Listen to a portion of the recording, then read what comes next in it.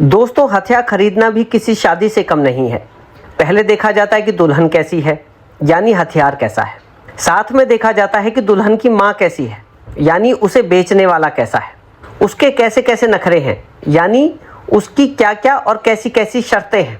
सोचो कि दुल्हन की माँ कहने लगे कि शादी के बाद हनीमून पर मेरी बेटी के साथ साथ मेरा एक बेटा भी साथ जाएगा, या फिर शादी के बाद मैं देखने आती रहूंगी कि तुम लोग मेरी बेटी से बर्तन तो नहीं मंजवाते, मेरी बेटी के हाथ काले तो नहीं पड़ गए हैं। सोचो, यदि शादी से पहले आपको ऐसी शर्तें झेलनी पड़ जाएं, तो क्या आप ऐसे घर में अपने लड़के का रिश्ता करना पसंद करोगे? बस ऐसा ही कुछ है अमेरिका से हथियार खरीदना। आज हम इस वीडियो में यही बात करेंगे कि अमेरिका हथियार बेचने में कैसे कैसे नखरे करता है और क्यों आखिरकार वो अपना सामान बढ़िया होने के बावजूद भारत को बेच नहीं पाता, जबकि भारत रूस से हथियार फटाफट खरीदता है। पहली बात तो अमेरिका के हथियार बहुत ज़्यादा महंगे होते हैं और आप जैसे तैसे करके खरीद भी लोगे तो अमेरिका के नखरे गिनीज बुक में रिकॉर्ड करने लायक हैं। अमेरिका कहेगा, पहले बताओ कि ये फाइटर जेट आपको क्यों चाहिए, फिर वो ही बताएगा आपको वो हथियार किस देश के विरुद्ध यूज़ करना है, किसके विरुद्ध नहीं करना है, उस हथियार को अपने देश में कहाँ तैनात करना है, कहाँ तैनात नहीं करना है। किसी सिरफिरे देश से अगर लड़ाई हो जाए तो पहले साबित करना है कि वो हथियार केवल डिफेंस के लिए इस्तेमाल हो रहा है, यानी युद्ध से पहले दुनिया भर की कोर्ट कचहरी। ऊपर से बोलेगा कोई और हथियार उनसे नहीं खरीदोगे, उन्हें नहीं बेचोगे, और तो और हम देखने आते रहेंगे कि आप हमारे हथियार कहाँ और कैसे यूज़ कर रहे हैं।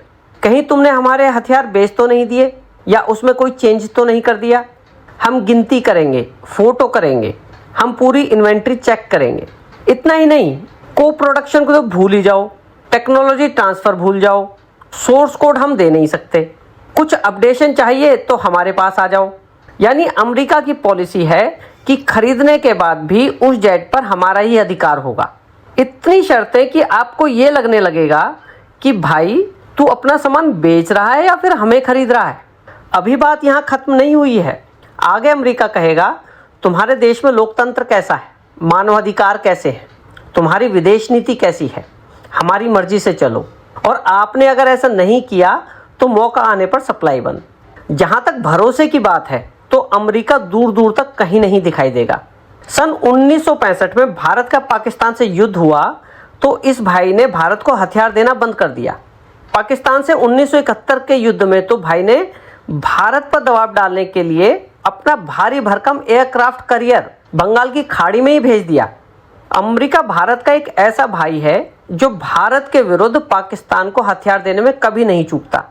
ज़्यादा पीछे क्यों जाएं, अभी हाल ही में ऑपरेशन सिंदूर के समय पाकिस्तान को भाई ने इतने पैसे दे दिए कि पाकिस्तान जल्दी से जल्दी भारत के विरुद्ध तैयारी कर पाए। कुल मिलाकर मतलब ये है कि अगर एक बार उसके हथियारों पर निर्भर हो गए तो समझ लो फंस गए। भारत को इससे दिक्कत है। भारत कहता है कि भाई हम अपनी रणनीति तुम्हें क्यों बताएं, अपने गोपनीय स्थान तुम्हें क्यों दिखाएं।